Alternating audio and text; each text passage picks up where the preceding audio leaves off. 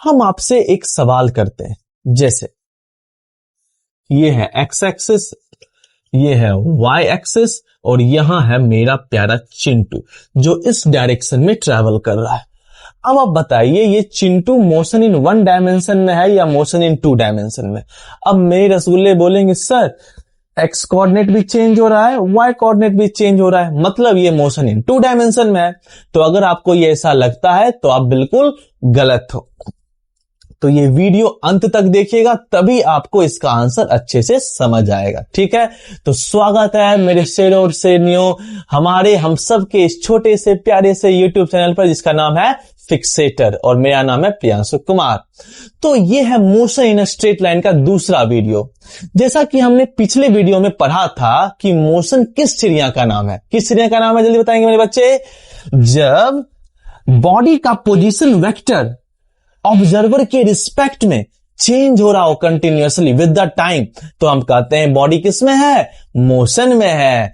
तो हाँ, motion observer का खेल है बाबू भैया। हाँ, और अगर किसी ने मेरा पिछला वीडियो नहीं देखा है तो मैंने लिंक डिस्क्रिप्शन में दे दिया है, जाके देख लीजिएगा, ठीक है। तो अब आगे बढ़ते हैं। अब इस वीडियो में हम लोग पढ़ेंगे सबसे आसान और थोड़ा सा कंफ्यूजिंग टॉपिक के बारे में जिसका नाम है टाइप्स ऑफ मोशन। तो मोशन दो तरह के होते हैं, पहला ट्रांसलेशनल मोशन और दूसरा रोटेशनल मोशन। ओके, तो पहले हम किसके बारे में पढ़ेंगे, ट्रांसलेशनल मोशन के बारे में। आइए देखते हैं।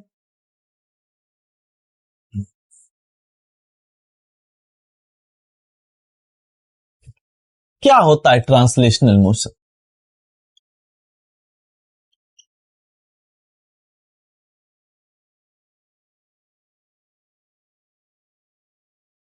अब देखिए, जैसा कि हम लोग जानते हैं हम सब के बॉडी में इनफाइनाइट पार्टिकल्स होते हैं, चाहे लिविंग हो या नॉन लिविंग हो, होते हैं ना, एग्री करते हो। हाँ, मेरे, इस बोर्ड के, इस गेट के, सभी के बॉडी में इनफाइनाइट पार्टिकल्स होते हैं, ठीक है। तो अगर मैं यहां पे एक बॉडी ड्रॉ करूं तो इनफाइनाइट पार्टिकल्स में से मैं कोई 2 पार्टिकल ले लेता हूं, ठीक है, और ये बॉडी इस डायरेक्शन में मूव कर रही है। तो जाहिर सी बात है अगर ये बॉडी मूव कर रही है तो इस पार्टिकल को भी मूव करना पड़ेगा और इस पार्टिकल को भी मूव करना पड़ेगा। अब ट्रांसलेशनल मोशन में क्या होता है, हर एक पार्टिकल बॉडी का एक ही डिस्टेंस ट्रेवल करता है। मतलब अगर ये पार्टिकल 1 मीटर ट्रेवल किया तो ये पार्टिकल भी 1 ही मीटर ट्रेवल करेगा, और अगर एक और पार्टिकल मैं ले लेता हूं तो ये पार्टिकल भी 1 मीटर ही ट्रेवल करेगा।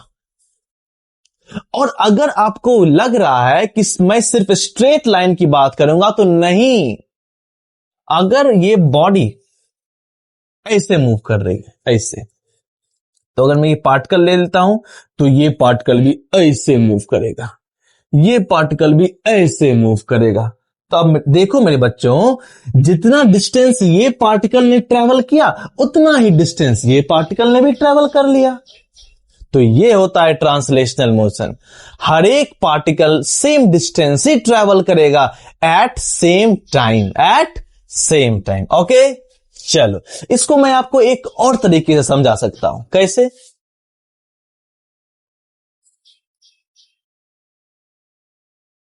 देख, जैसे ये बॉडी है, मैं इसमें एक इमेजिनरी लाइन ड्रॉ कर लूंगा, इमेजिनरी नॉट रियल। अब जैसे ये बॉडी मूव करेगा तो ये लाइन भी मूव करेगा, ये बॉडी है, ये लाइन मैंने बॉडी पे ड्रॉ किया है, तो ये लाइन आ जाएगा कुछ टाइम बाद यहां। अब ये बॉडी यहां आएगा तो लाइन भी आ जाएगा यहां, ये बॉडी यहां आएगा तो लाइन आ जाएगा यहां, ये बॉडी यहां आएगा तो लाइन आ जाएगा यहां। सो ट्रांसलेशनल मोशन में क्या होता है कि जो इमेजिनरी लाइन है वो अपने से पिछले पोजीशन के हमेशा पैरेलल होता है, ट्रस्ट में, हमेशा पैरेलल। अब मान लो ये 2 सेकंड में लाइन यहां आया, 1 सेकंड में लाइन यहां था, तो ये लाइन इसके पैरेलल है या नहीं। तीसरे सेकंड में लाइन यहां आया था और दूसरे सेकंड में लाइन यहां है, तो अब देखो ये लाइन इसके पैरेलल है या नहीं। तो हमेशा इमेजिनरी लाइन हमेशा पिछले पोजीशन के पैरेलल ही होगा। अब मैं बात करूं अगर कर्व लाइन का, कर्व मोशन का। अब देखो जैसे ये बॉडी ऐसे मूव कर रही है, तो अगर मैं यहां पे इमेजिनरी लाइन ड्रॉ करूं तो ये भी ऐसे ही मूव करेगा। कुछ टाइम बाद ये लाइन यहां आ जाएगा, कुछ टाइम बाद ये लाइन यहां आ जाएगा, कुछ टाइम बाद ये लाइन यहां आ जाएगा। तो अभी भी ये लाइन इसके पैरेलल ही है, ये लाइन इसके पैरेलल ही है, ठीक है। तो ये भी ट्रांसलेशनल मोशन हुआ, ये भी ट्रांसलेशनल मोशन हुआ। कुछ बच्चों को क्या लगता है ट्रांसलेशनल मोशन मतलब स्ट्रेट लाइन मोशन, ना ना ना ना ना। स्ट्रेट लाइन भी ट्रांसलेशनल हो सकता है और कर्व लाइन भी ट्रांसलेशनल हो सकता है, जैसा मैंने अभी प्रूफ किया। यहां भी लाइन पैरेलल है, यहां भी लाइन पैरेलल ही है, ठीक है। चलो एक और चीज,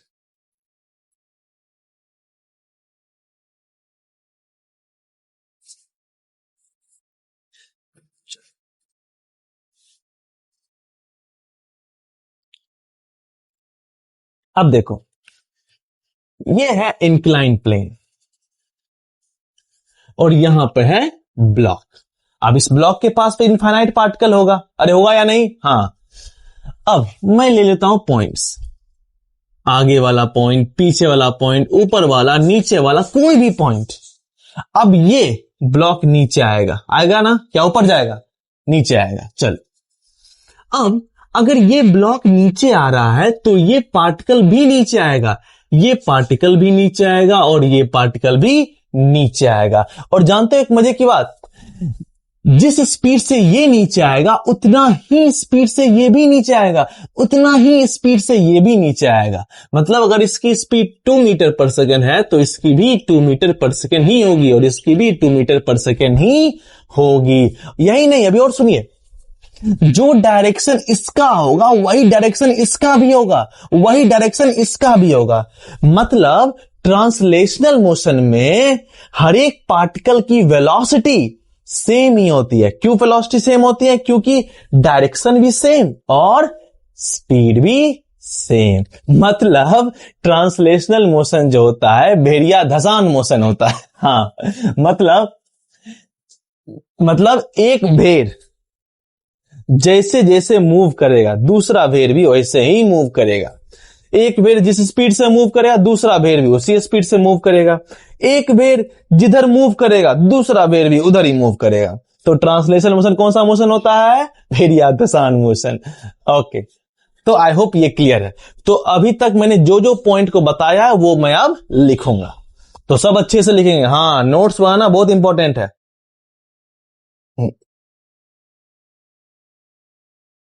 तो पहला पॉइंट मैंने क्या लिखा? इन translational motion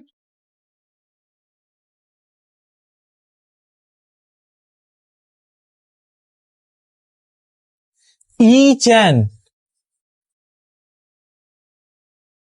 every particle of body cover equal distance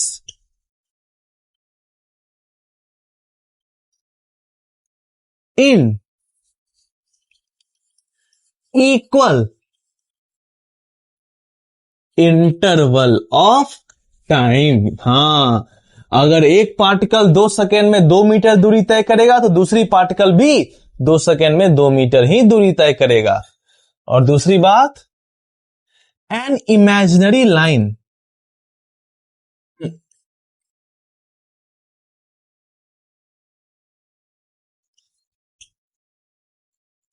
drawn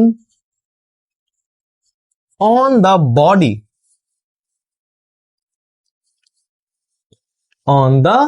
body is always parallel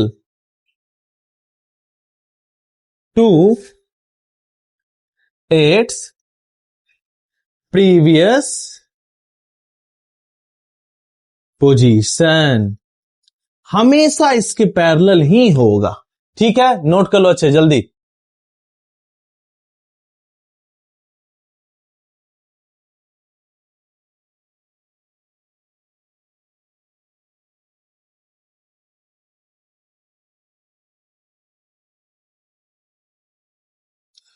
और तीसरी बात क्या है? तीसरी बात, एवरी पार्टिकल्स और every particle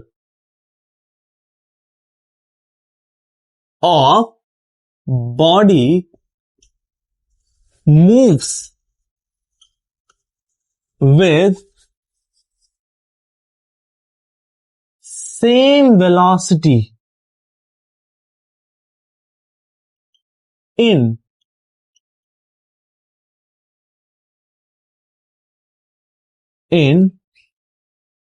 translational motion.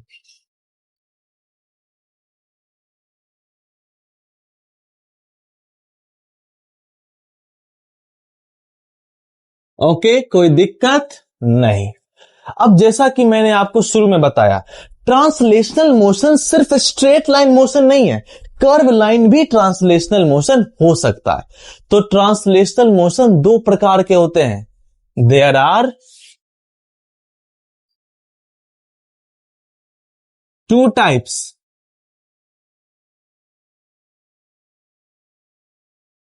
Of translational motion. First one is rectilinear motion.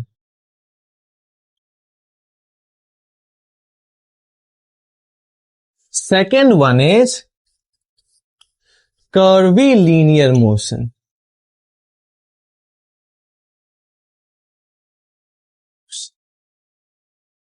चलो पॉज करके नोट कर लो जल्दी से। नोट कर लिया? मिटा दूं? चल।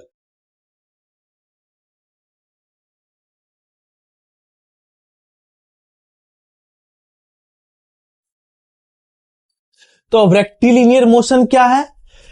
रेक्टिलिनियर मोशन एक ऐसा ट्रांसलेशनल मोशन है जिसमें बॉडी स्ट्रेट लाइन में मूव करती है। बस इतना ही, ठीक है। और कर्विलिनियर मोशन क्या है? ये एक ऐसा ट्रांसलेशनल मोशन है जिसमें बॉडी कर्व लाइन में मूव करती है, बस। So what is rectilinear motion?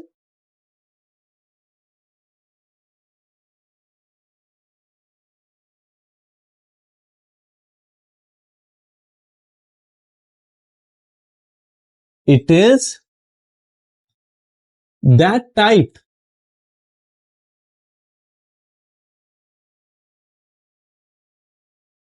of translational motion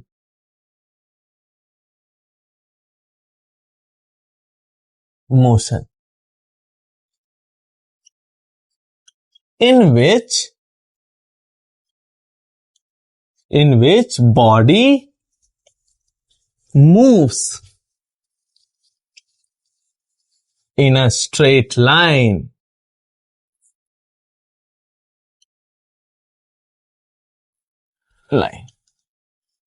Got it? For example ये, जैसे ये है बॉडी और अगर ये स्ट्रेट लाइन में मूव कर रही है तो ये कौन सा मोशन हुआ? Rectilinear motion. Okay, any problem? No problem, very nice. Note कर लो।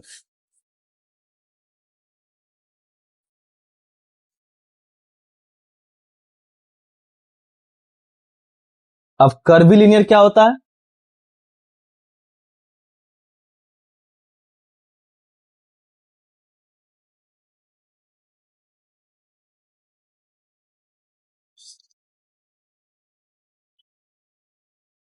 When body moves in a curve line, then that motion will be curvilinear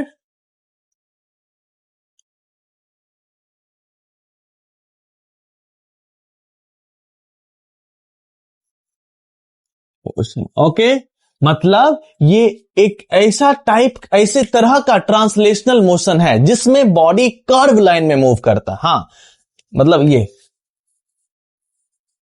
ऐसे ऐसे ऐसे ऐसे ऐसे, तो ये हो गया कर्वीलिनियर मोशन। ओके, ये भी ट्रांसलेशनल मोशन है, लेकिन ये ट्रांसलेशनल मोशन का कौन सा मोशन है? कर्वीलिनियर मोशन है। एकदम चमका के नहीं, एकदम चकाचक। चलो बहुत बढ़िया, नोट कर लो।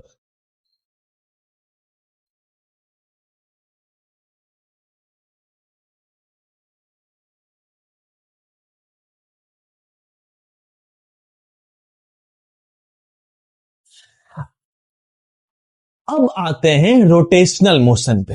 अब ये क्या बला है? रोटेशनल मोशन क्या है? चलो देखते हैं।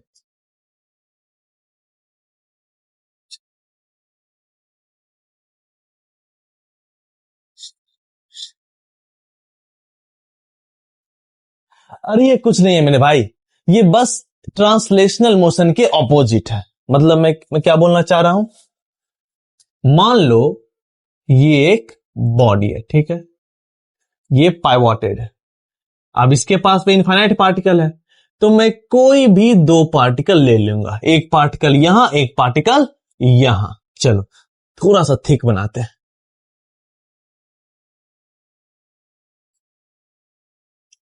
एक पार्टिकल यहां, दूसरा पार्टिकल यहां, ठीक है। अब ये पार्टिकल मूव कर रहा है ऐसे ऐसे ऐसे ऐसे। क्यों क्यों क्यों? क्योंकि मैंने इसको कील से ठोक दिया, ठीक है। अब कुछ टाइम बाद ये पार्टिकल आ जाएगा यहां, ठीक है। अगर ये बॉडी आ गया यहां, तो ये पार्टिकल आ जाएगा यहां। ये बॉडी आ गया यहां, तो ये पार्टिकल आ जाएगा यहां। तो ये कितना डिस्टेंस ट्रेवल किया? ये कितना डिस्टेंस ट्रेवल किया? इतना। क्या आपको देखने से नहीं लग रहा है इसने ज्यादा डिस्टेंस ट्रेवल किया, इसने कम डिस्टेंस ट्रेवल किया? हाँ, रोटेशनल मोशन में क्या होता है कि particles different different distance travel करती है। ट्रांसलेशनल मोशन में सेम डिस्टेंस ट्रेवल करता था ना, लेकिन कर्वीलिनियर में डिफरेंट डिफरेंट। पर अगेन सोच के बताओ, क्या हमेशा डिफरेंट करेगा या सेम भी कर सकता है? सोचो सोचो सोचो सोचो। चलो दूसरा दूसरा एग्जाम्पल।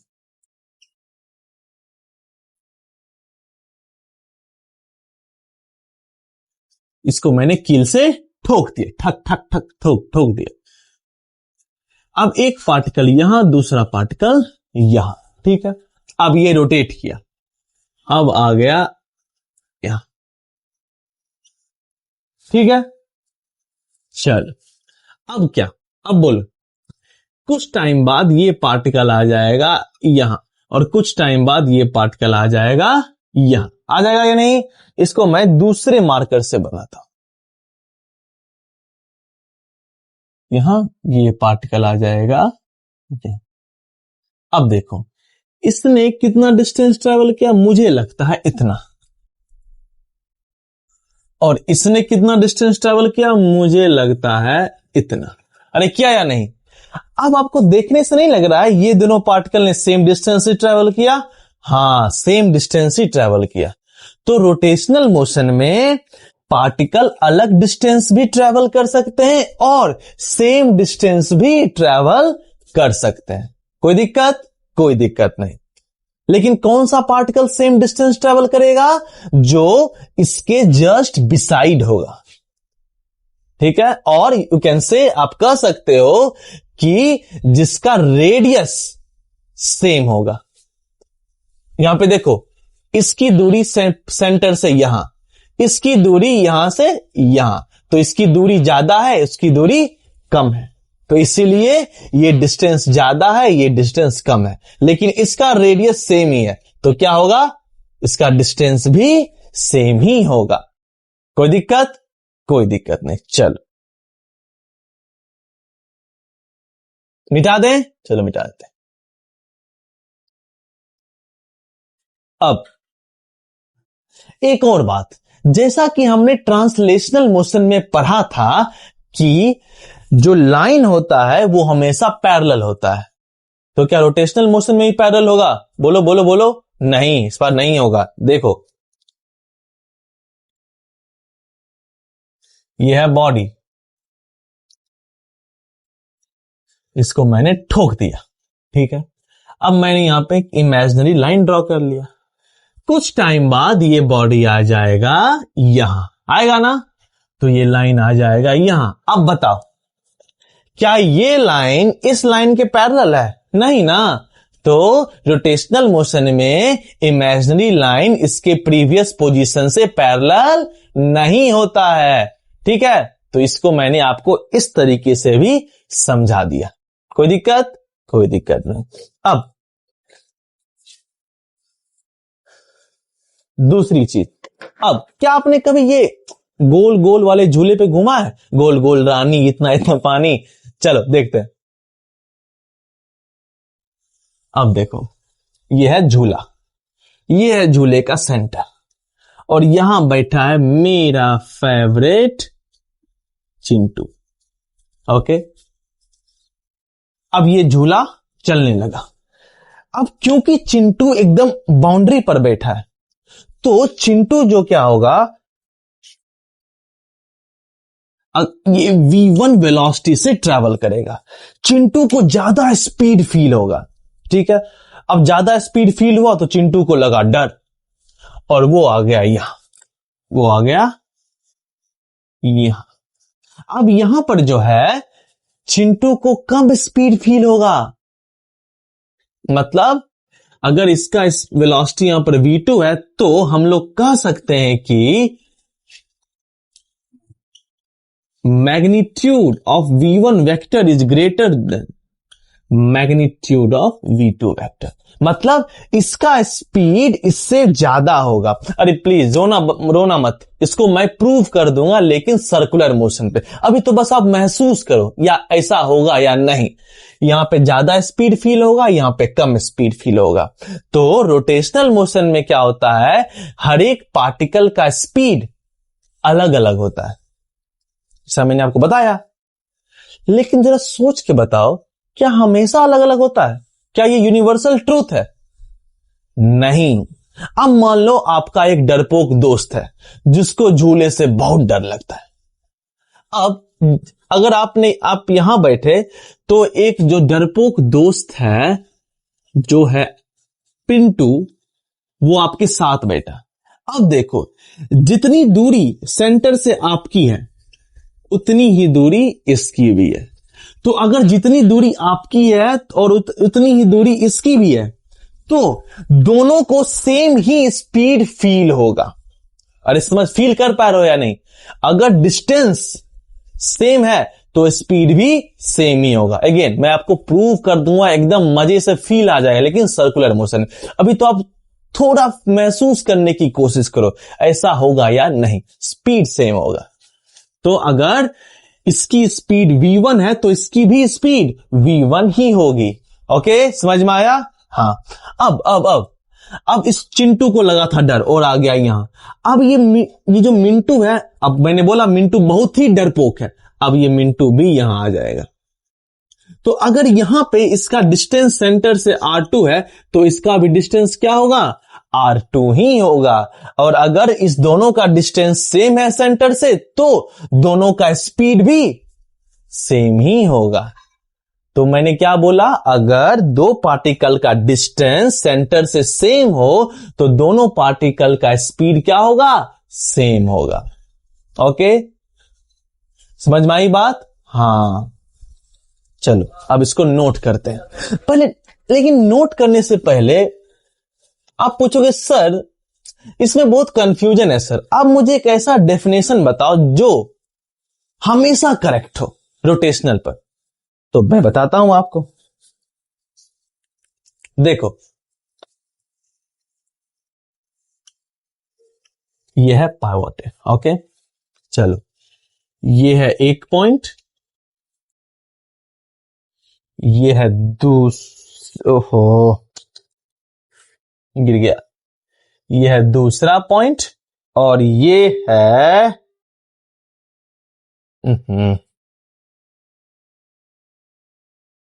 और ये है तीसरा पॉइंट। चलो, कुछ टाइम बाद ये बॉडी आ गया यहां। ठीक है, तो ये आ जाएगा यहां। ठीक है, तो ये आ जाएगा कहां? यहां। चलो इसको ब्लैक से बनाते हैं। यहां ये आ जाएगा यहां, और ये इतना डिस्टेंस ट्रेवल करेगा, ये इतना डिस्टेंस ट्रेवल करेगा, ये इतना डिस्टेंस ट्रेवल करेगा, और ये ग्रीन वाला यहां आ जाएगा, और ये ग्रीन वाला इतना डिस्टेंस ट्रेवल करेगा। तो अब देखो, अगर मैं इसको कनेक्ट करूं यहां यहां, तो ये हो जाएगा थीटा, ठीक है। अगर मैं इसको कनेक्ट करूं यहां यहां, तो ये भी हो जाएगा थीटा। और अगर मैं इसको कनेक्ट करूं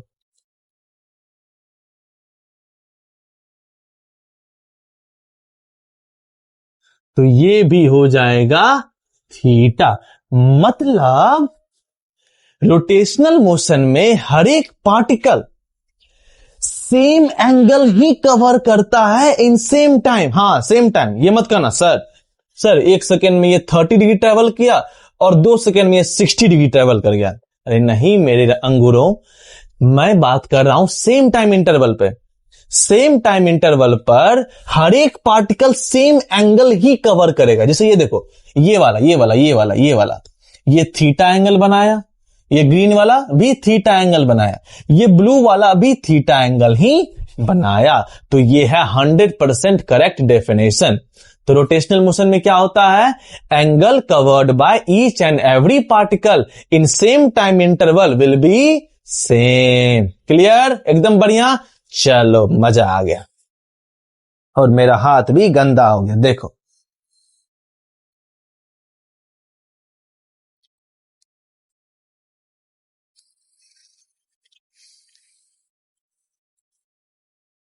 okay,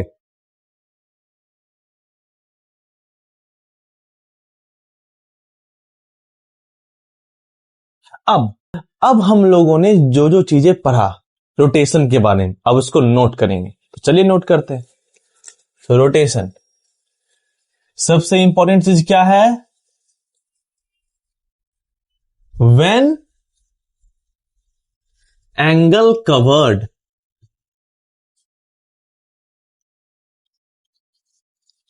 by each and every particle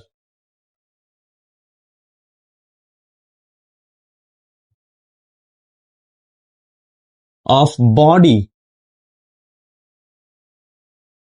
is same,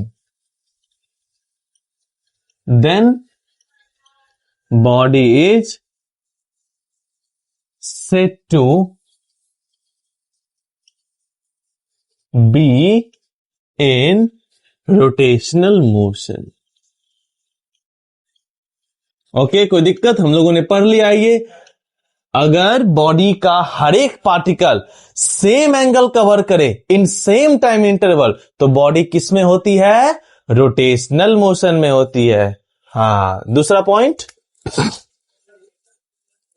in rotational motion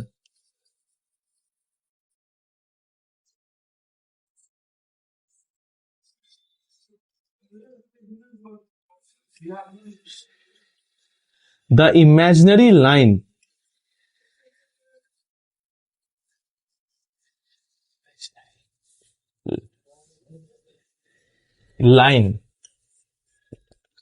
drawn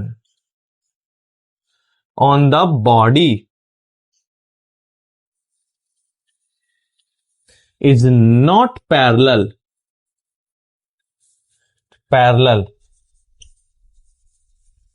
to its previous position. ये हमने देख लिया है। ओके, चल नोट कर लो जल्दी से।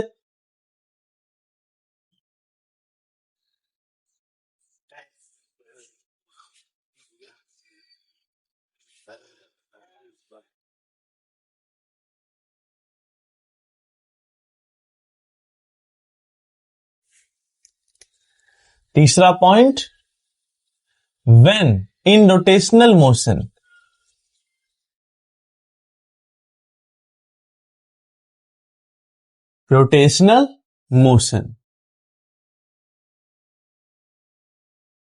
when the particles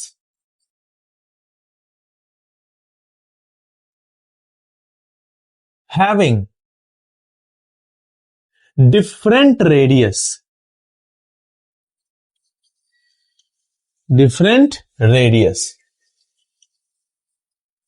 will cover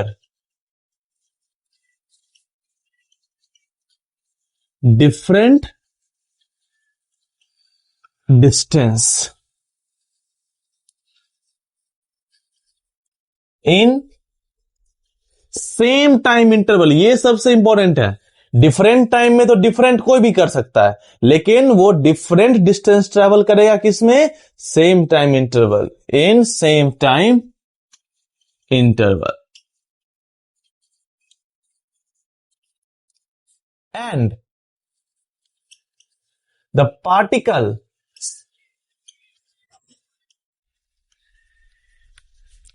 having same radius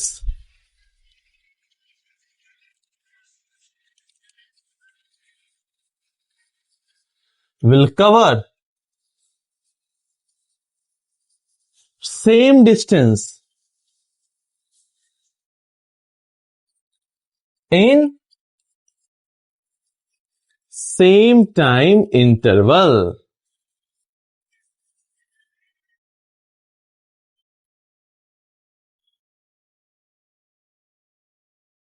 yes, ये हमने पढ़ चुका है ना। क्या पढ़ा है हमने? कि अगर बॉडी में जो पार्टिकल्स होते हैं उसका रेडियस अलग अलग हो। कहां से रेडियस?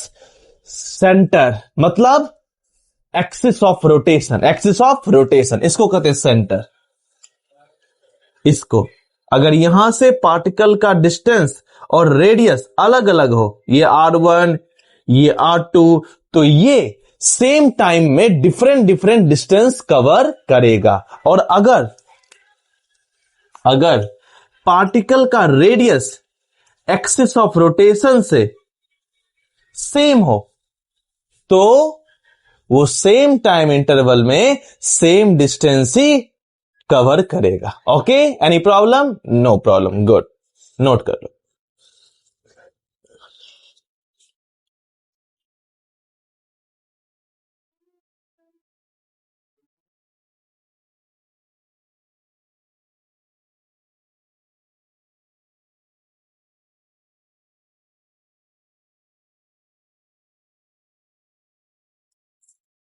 चल, अब एक और इंपॉर्टेंट पॉइंट जो मैंने आपको पढ़ाया है कि जब डिस्टेंस अलग अलग हो तो पार्टिकल का स्पीड भी अलग अलग होता है, वो भी नोट करेंगे। When particles having different radius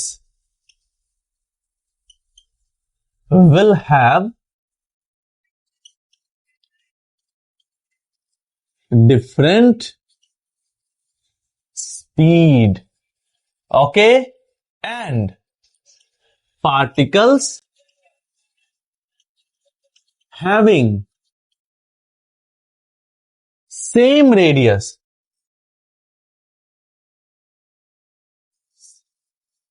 will have same speed।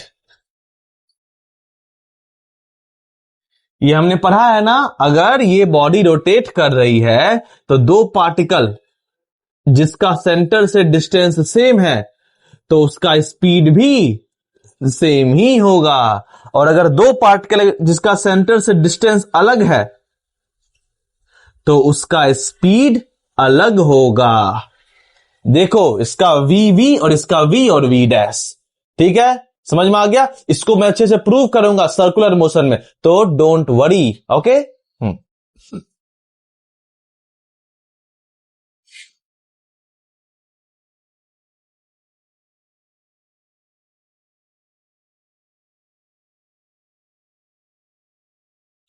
अब चिंटू पीछे से हाथ खड़ा कर रहा है, कोई डाउट है क्या? हाँ बोल। तो वो पूछ रहा है सर जैसे हम बॉलिंग करने जाते हैं तो वो घूमता भी है आगे भी बढ़ता है, ठीक है, तो वो कौन सा मोशन हुआ? वाह चिंटू, पहली बार जिंदगी में तुमने अच्छा सवाल किया है। चलो समझते हैं। अब ये बॉडी रोटेट भी कर रहा है, आगे भी बढ़ रहा है, तो ये है ट्रांसलेशन प्लस रोटेशन, जिसको हम कहते हैं रोलिंग, जिसको हम कहते हैं रोलिंग, ठीक है। इसको हम लोग इन डेप्थ रोटेशनल मोशन में पढ़ेंगे, ओके। अभी इन डेप्थ नहीं पढ़ेंगे, ठीक है। तो अभी बस just hold it for now, okay, yes. तो इसको कहते हैं ट्रांसलेशन प्लस रोटेशन, जिसको हम कहते हैं रोलिंग। तो क्या ट्रांसलेशन और रोटेशन चमका कि नहीं? एकदम क्लियर? जोर से आवाज नहीं आई? हाँ अब क्लियर।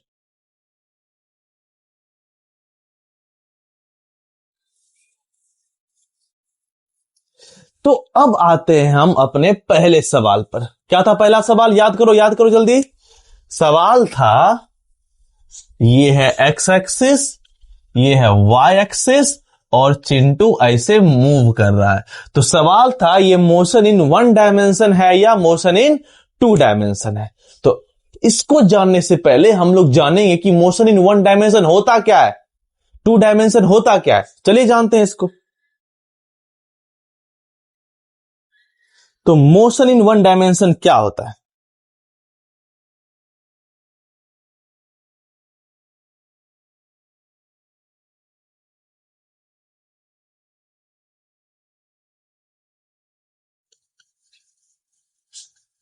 क्या होता है? तो हर एक straight line motion motion in one dimension होता है। ये नोट कर लो दिमाग में। हर एक every straight line motion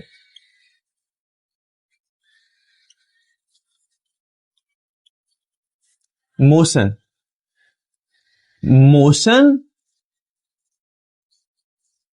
in one D होता है, ठीक है।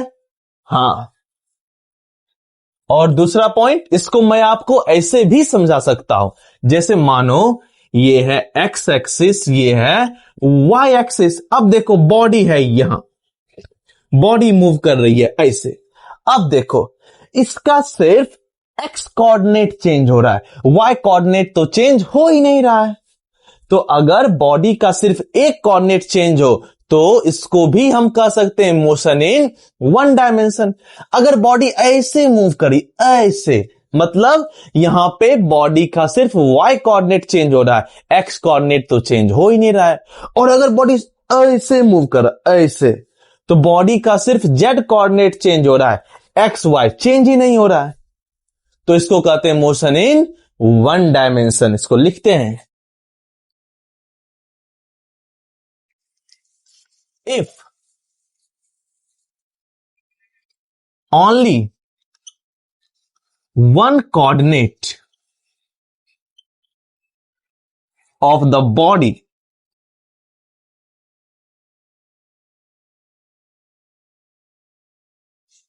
changes, then body is doing motion in 1D. Got it? Any problem? No problem. ठीक है। अब कुछ बच्चे हमसे डिसएग्री करेंगे। वो क्या बोलेंगे? सर आपने लिखा हर एक स्ट्रेट लाइन मोशन होता है 1D मोशन, ठीक है, मैंने लिखा, ठीक है। आपने यह भी लिखा कि जब कोई एक कोऑर्डिनेट चेंज हो रहा हो, दो कोऑर्डिनेट चेंज ना हो रहा हो, तो यह होता है मोशन इन 1D। हां मैंने लिखा। तो चलो सर आपको मैं एक एग्जांपल देता हूं, वही एग्जांपल जो आपने दिया था पहले।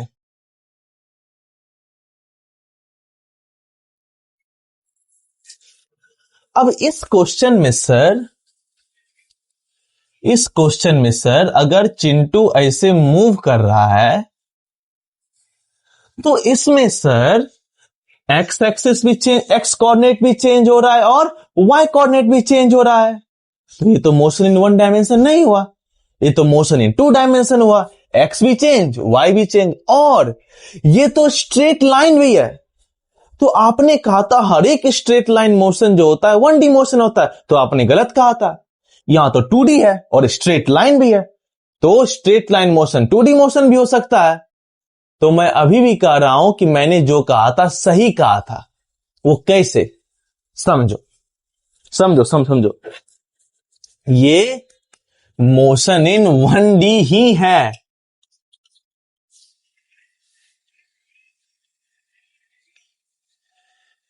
कैसे कैसे कैसे कैसे कैसे?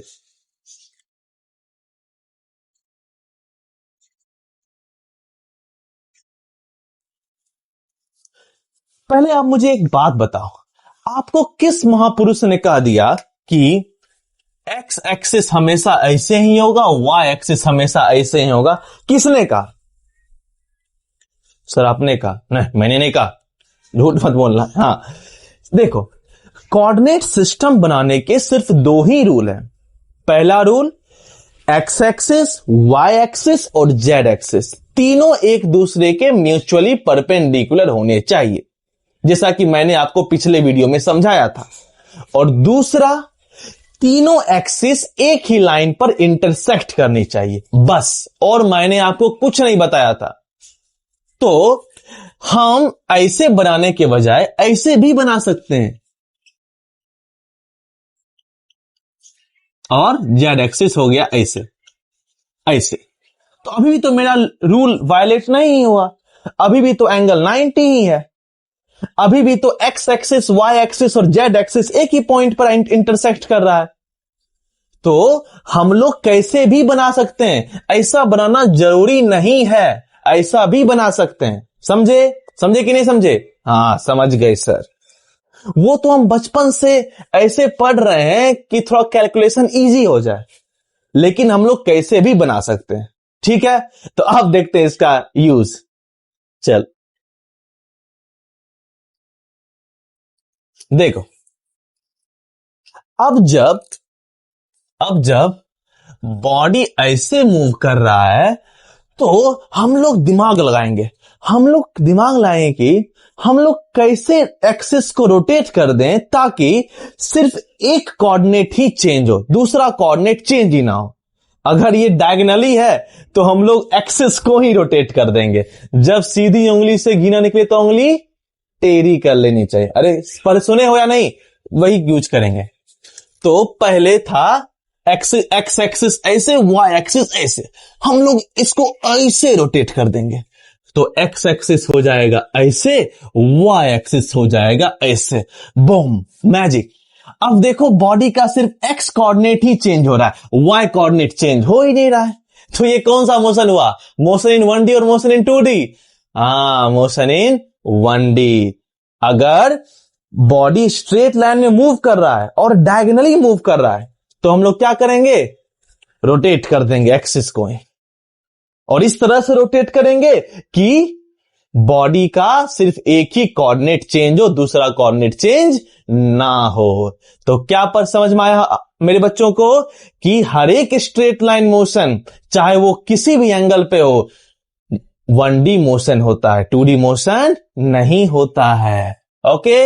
हाँ,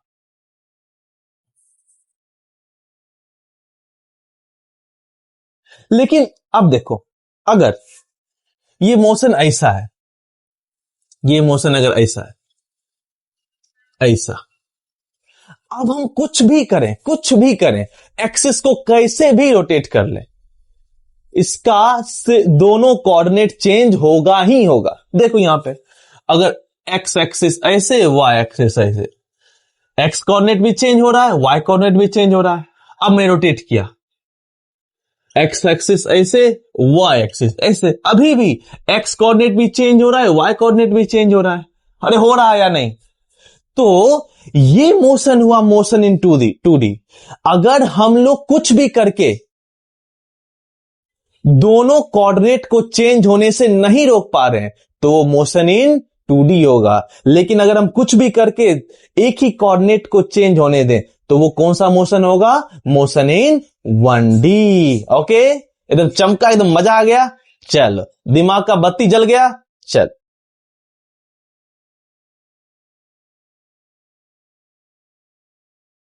इसको लिख लेते हैं।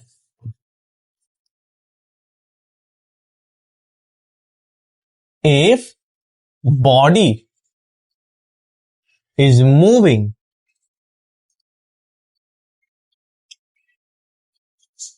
in a straight line,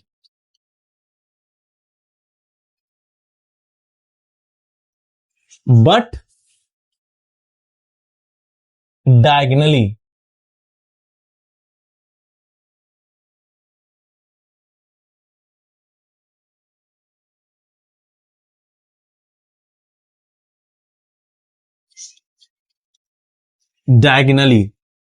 then still this motion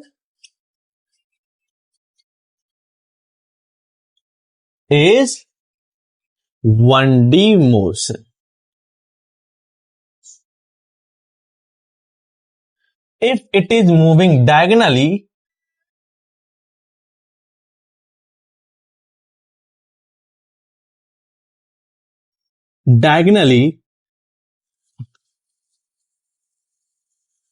so we will rotate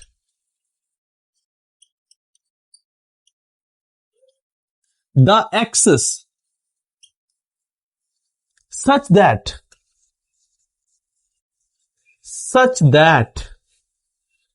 any one coordinate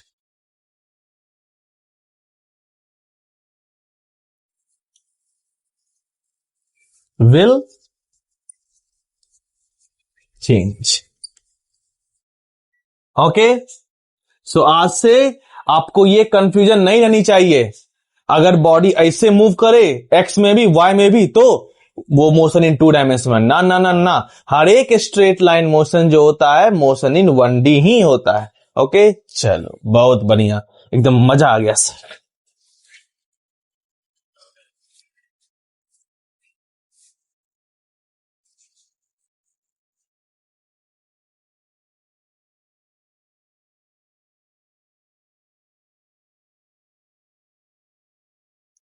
तो हम लोगों ने देख लिया 1D मोशन। अब 2D क्या होता है? 2D कुछ नहीं होता, बस 2D motion.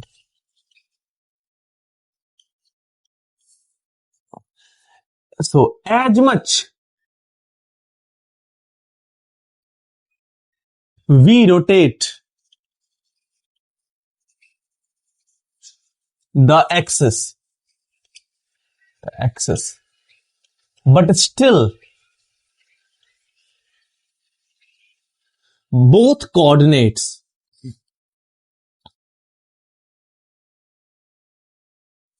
will change. Then that motion is motion in 1D। Okay, तो एग्जाम्पल ये लो, ये हो गया 1D motion, sorry 2D motion. ये हो गया 2D मोशन। कुछ भी कर लो आप, इसका दोनों कोऑर्डिनेट चेंज होगा ही होगा, कितना भी रोटेट कर लो एक्सिस, कुछ भी कर लो। तो ये है 2D मोशन। चल, मिटा दो। चल,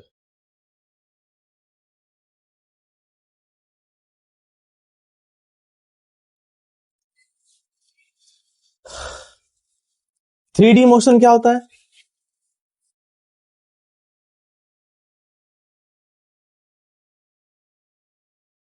If all three coordinates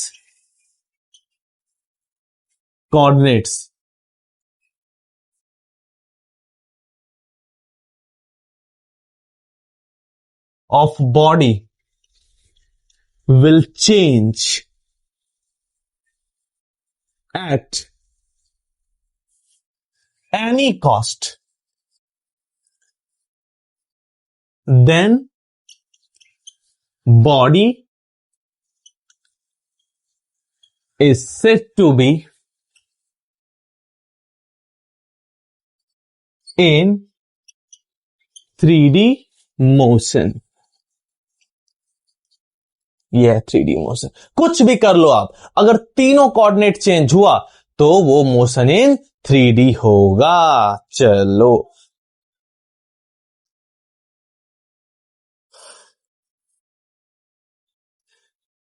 अब टाइप्स ऑफ मोशन तो खत्म हो गया। अब हम लोग एक बहुत ही मजेदार चीज के बारे में बात करेंगे, जो है पॉइंट मास। क्या है ये? Point mass. ये बहुत ही मजेदार चीज है।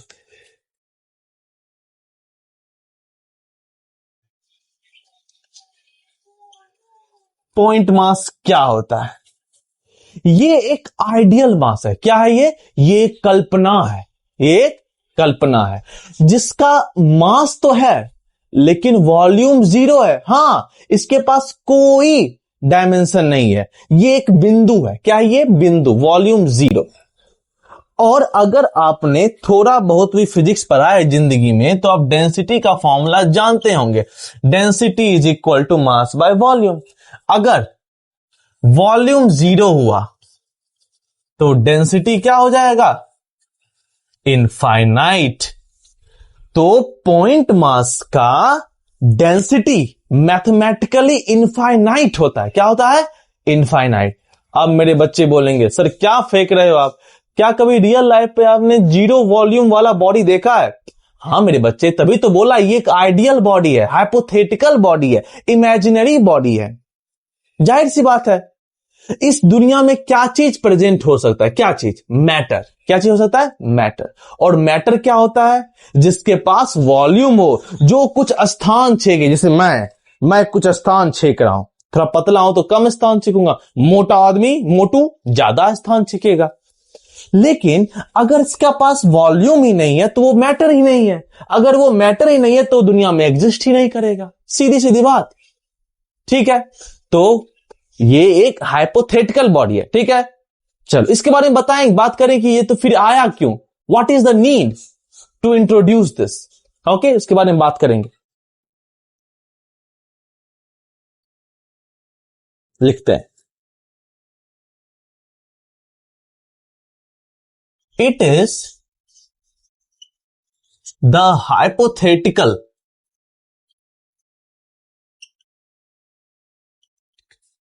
Body which has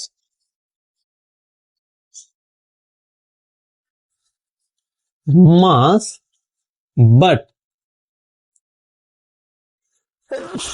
sorry but its volume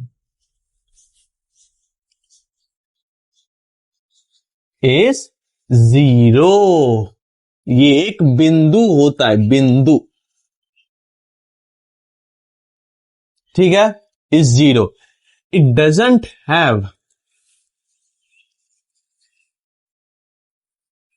have any physical dimension।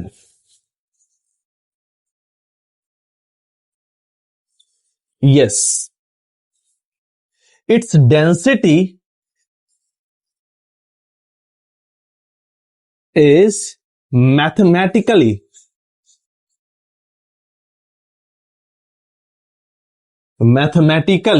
infinite।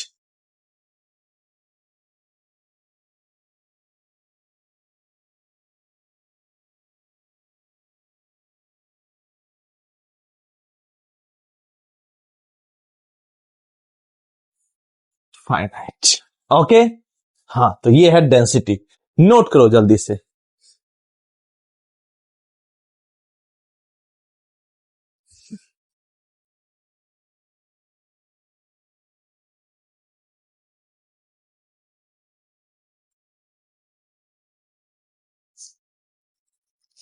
अब ये पॉइंट मास का कॉन्सेप्ट आया ही क्यों, समझो।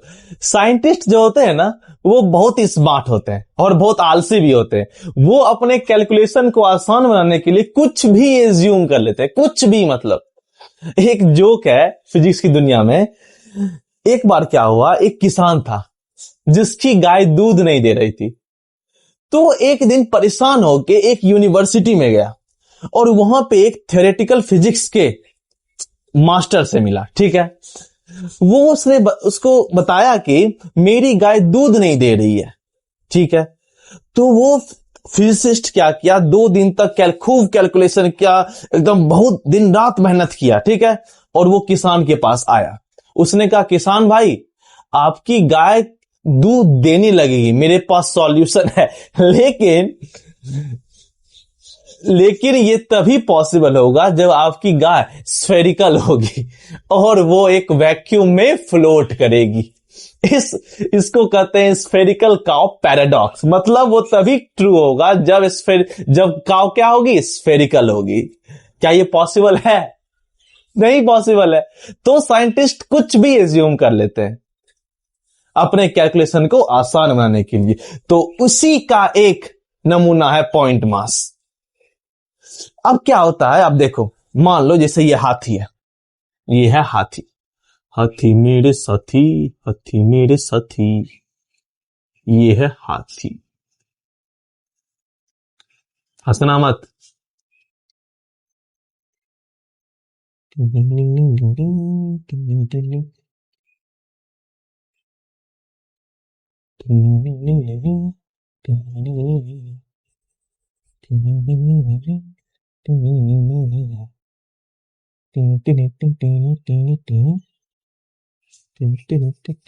हाँ, ये है हमारा हाथी। वाह, बहुत बढ़िया, बहुत बढ़िया। अब देखो, अब अगर हम इस हाथी के मोशन की बारे, सबसे इंपॉर्टेंट बात भूल गए, कान का। कान ही था दुनिया भर का। हाँ, ये क्या बढ़िया लगता है। हाँ, अब देखो, अगर हम हाथी के मोशन की बात करें तो इसका पूंछ अलग ही झूलता रहता है, कान अलग ही हवा हवा में झूल रहा है, पैर अलग ही चक्कर काट रहे हैं। तो इस हाथी का जो मोशन है बहुत ही कॉम्प्लिकेटेड है।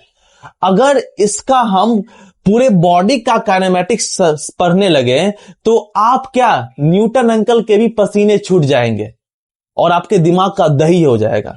तो इसी के कैलकुलेशन को आसान करने के लिए हम लोग मान लेते हैं कि बाहर में जाए टांग, बाहर में जाए पूंछ, बाहर में जाए कान, ये हाथी क्या है, एक बिंदु की तरह है। ये हाथी क्या है, एक पॉइंट मास है।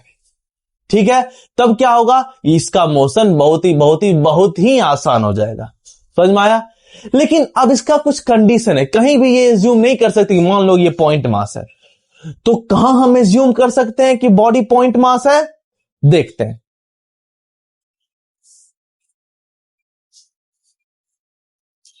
जब बॉडी के मोशन का डायमेंशन उसके आकार से इनफाइनाइटली बड़ा होता है, मतलब बहुत बहुत बहुत बहुत बहुत बड़ा होता है, तो हम लोग मान सकते हैं कि बॉडी क्या है, एक पॉइंट मास है। मतलब अगर मान लो ये है रोड और बॉडी आया यहां से यहां, ये रोड की दूरी जो है ये है 2 किलोमीटर और आपके कार की लंबाई जो है वो है मान लो 10 मीटर। तो ये कार तो इसके डिस्टेंस, इसके मोशन के रिस्पेक्ट में बहुत छोटा है, एकदम तुच्छ प्राणी है, ये एकदम बिंदु है ये। तो इसको, कार को हम मान लेंगे पॉइंट मास है। ठीक है, तो इस तरह हम लोग पॉइंट मास मान सकते हैं, कहीं भी पॉइंट मास नहीं मान सकते। हाँ, ध्यान रखना। एक चीज और देखो, देखो जैसे ये अर्थ है, यह है सन, यह है अर्थ। अब ऑर्बिटल फिजिक्स में जब हमको अर्थ से सन की दूरी जाननी होती है तो हम अर्थ का डायामीटर कंसीडर नहीं करते हैं। अर्थ का डायमीटर सन से बहुत ही छोटा है। मतलब अर्थ का डायमीटर इसके और इसके बीच के दूरी से बहुत ही छोटा है। तो हम लोग मान लेते हैं कि अर्थ जो है एक पॉइंट मास है। सन से अर्थ की दूरी है 15 करोड़ किलोमीटर। कितनी है? 15 करोड़ किलोमीटर। और यहां पे इसका डायमीटर इसके सामने कुछ भी नहीं है। तो हम लोग मान लेंगे कि अर्थ जो है एक पॉइंट मास है। और वहीं पे अगर डिस्टेंस थोड़ा कम होता तो हम लोग नहीं मान सकते। Got it? कहीं भूलोगे तो नहीं? हाँ, कहीं मत भूलना।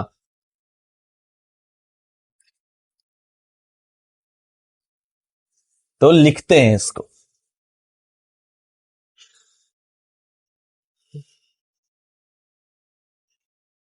In real life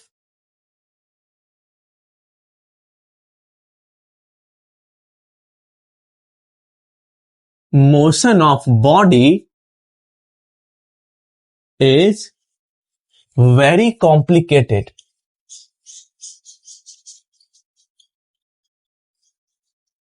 Very complicated. That's why point mass is introduced to make study easier. Okay? If dimension of motion of body is very, very larger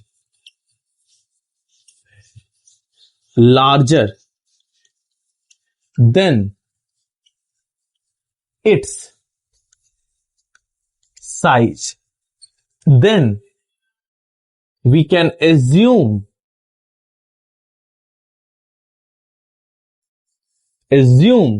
this body as point mass। तो आज के लिए इतना ही। तो हम लोगों ने अभी तक क्या पढ़ा है?